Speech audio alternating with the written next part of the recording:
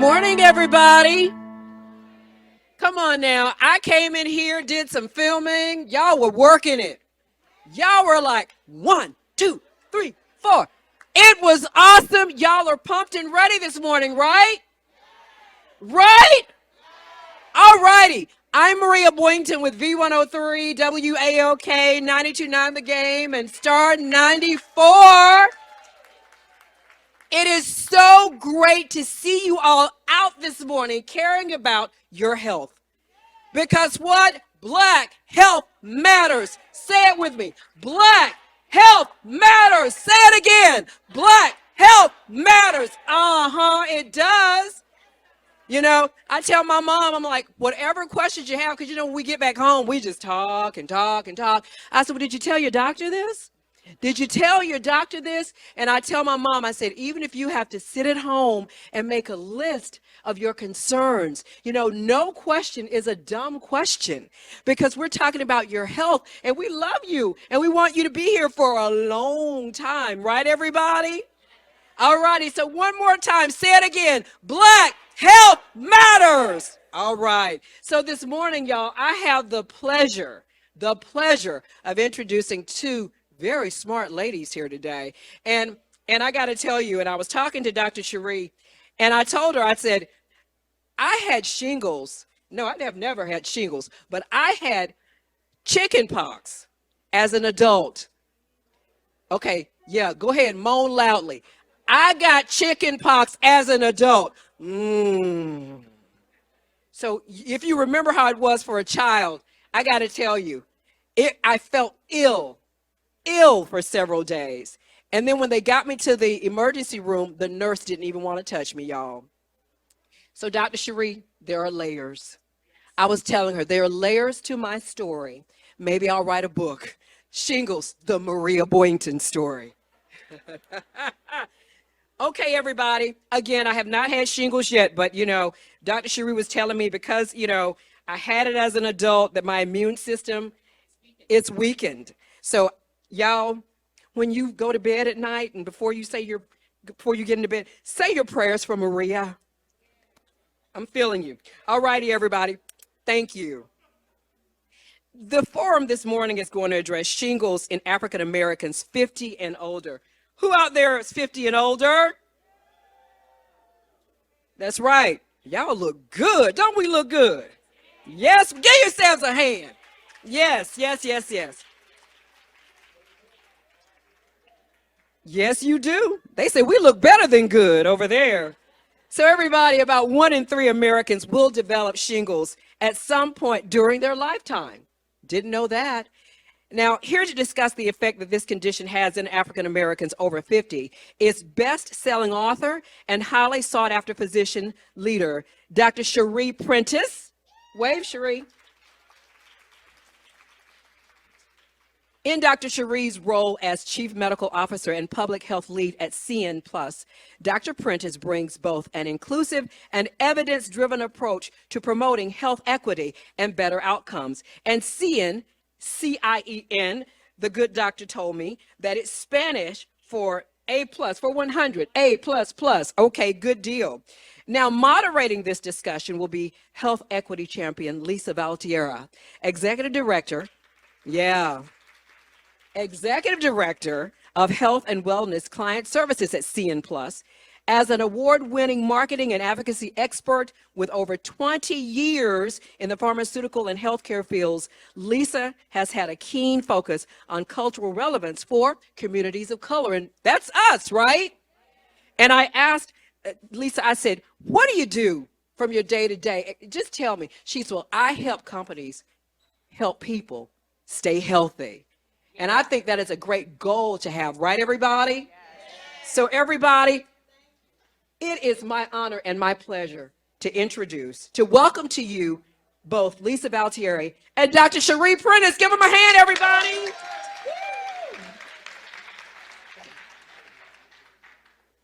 Good morning.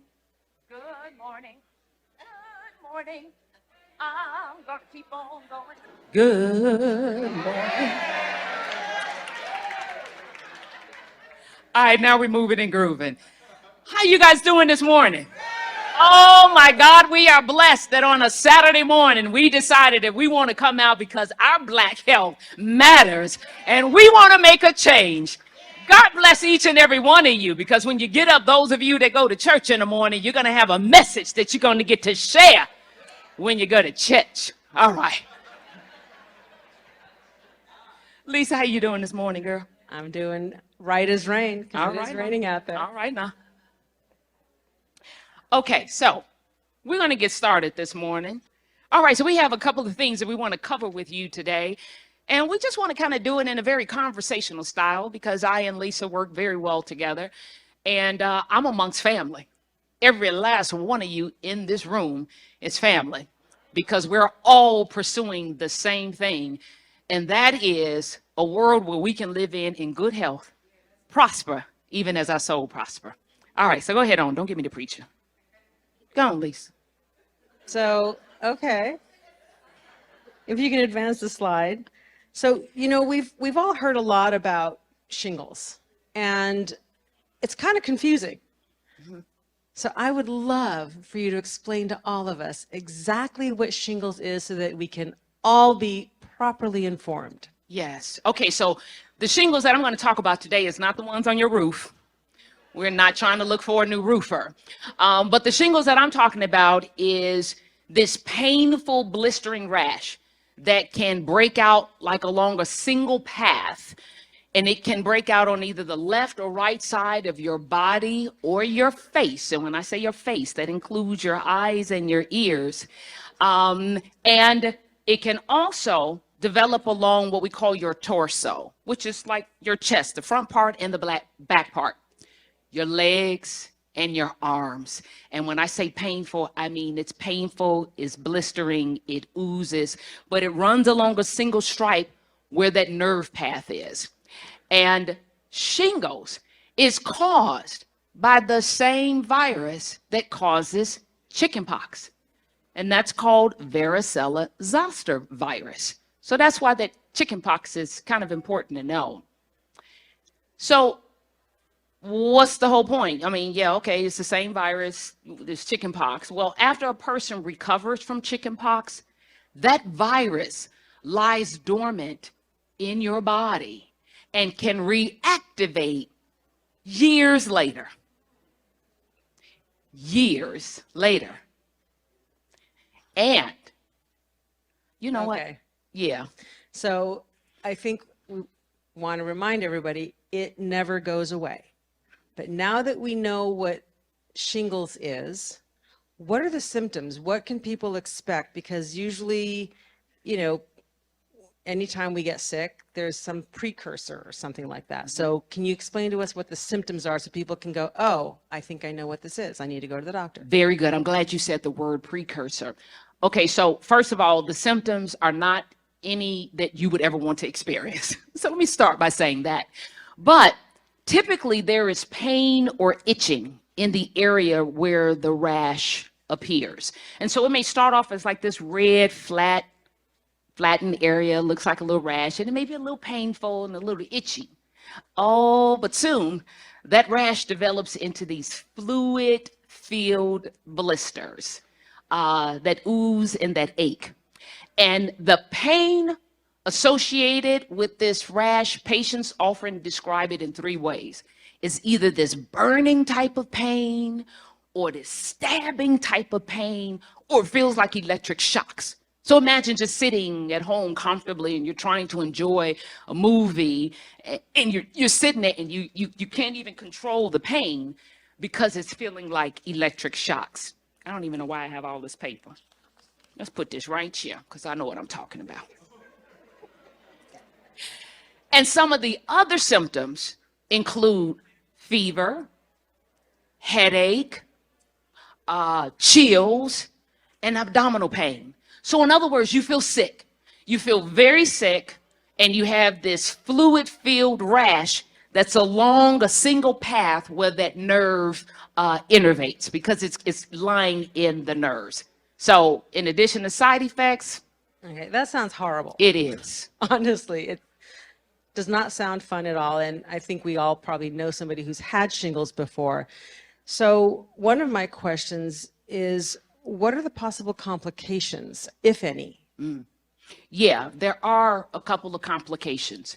And the first of which is the most common.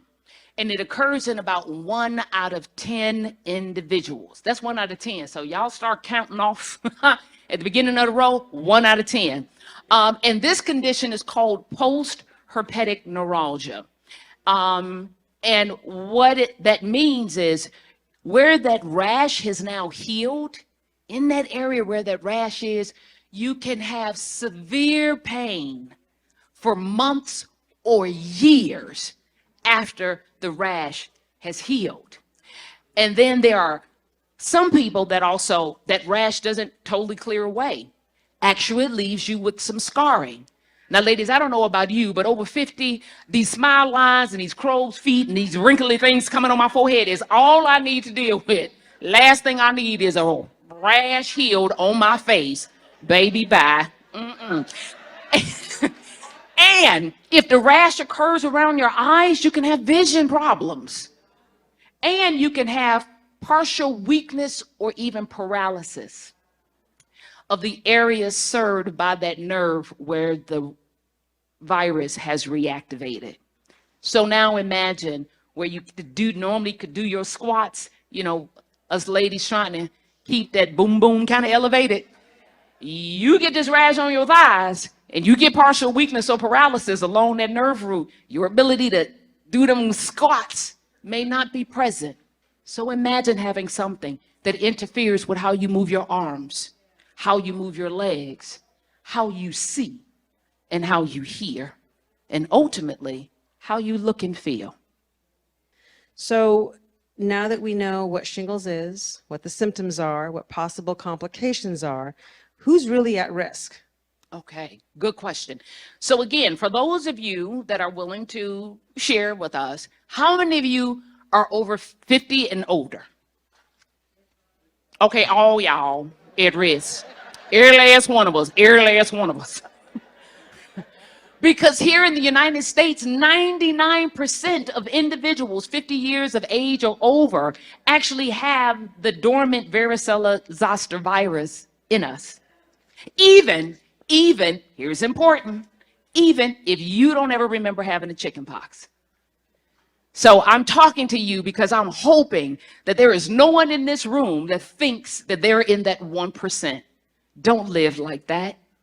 Don't think that I've escaped all this time and I'm going to be that 1% of individuals 50 years of age and over that I don't have that dormant virus. Let's go ahead and bank on the fact that you and me have this latent virus, this dormant virus lying in our bodies. So I want you to turn to your right, say, hey, boo, hey. Go ahead on, turn to your right. Then turn to your left. Say, hey, girl, hey, dude, hey. Okay, because see, 1 out of 3 of y'all is going to develop shingles in your lifetime. She pointing fingers. She on the front row. She doing this. There you go. 1 out of 3 will develop shingles in their lifetime. That's why we're here today. And here is why the risk is so great. As we age, our immune systems, they weaken.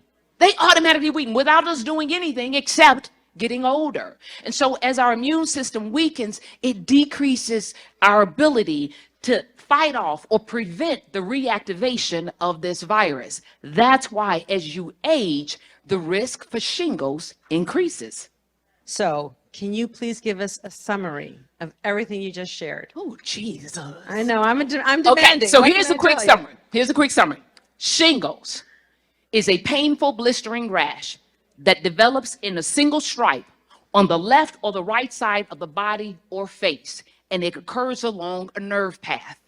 It is very painful and will occur in individuals 50 years of age or older, and 1 out of 3 individuals will get shingles in their lifetime. If you've ever had shingles, you stand a risk of being in that 1 out of 10 individuals that have this complication called post-herpetic neuralgia, which means even after your rash has healed, you could be left with severe pain for months or years, even after the virus has resolved.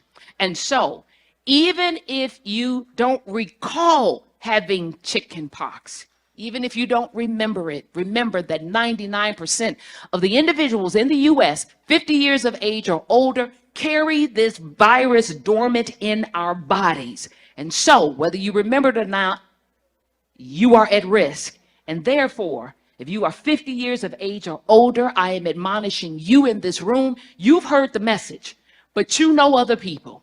And you need to be an advocate for them and let them know that they need to talk to their doctors or even their pharmacists about shingles. And if you're finding it difficult remembering the little details that I shared with you, go to whatishingles.com. Who can say that? Whatishingles.com. Say it. Boom. You can go there and everything that I mentioned, you can find right there. And you can tell other individuals, hey, this is what I found out. This is what I heard. If you can't remember it, you want to write it down, share it with somebody else, and put out there whatishingles.com.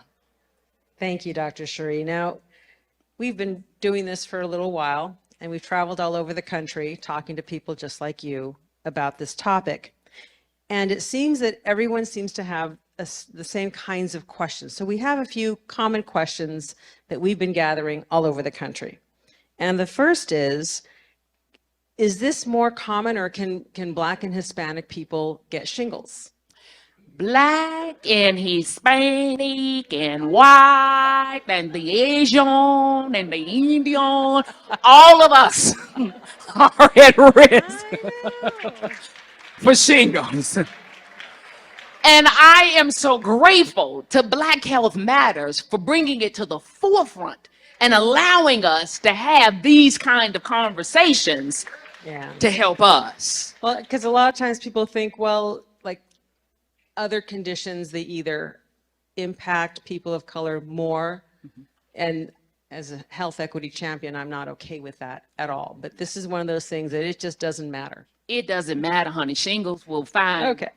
wherever they want. That's right. So next question that guests asked a lot is shingles contagious? Good question.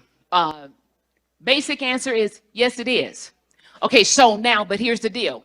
So if you are a patient and you are a person and you're exposed to someone with shingles, a person that has shingles can't give another person shingles. But a person who has shingles could be infectious to another person who has never had chickenpox or the chickenpox vaccine, and that person can get chickenpox. But see, now that they got chickenpox, that's the inroads for that virus to now lie dormant in their body and make them at risk for developing shingles later on in life. And so here's the key about shingles. When that person has the rash and it's blistering and open, that's where the live virus is. That's where you can get infected. But once the rash has healed over, that individual is no longer at risk of causing infection or causing chickenpox in someone else who has never had chickenpox or has not had the chickenpox vaccine. A little complicated, but I hope that makes sense to everybody. Okay. Next question. A very popular question. Can you get shingles more than once? Oh, I wish that answer was no, but it is not. Although it is uncommon, I have seen patients and I've had family members who have gotten shingles more than once. Yeah. So don't think that you can get it and, ooh, okay, I had my bout. I'm out of the woods. One and done? No, you're not. Yeah. Yes. Okay. Everybody clear on that? Okay.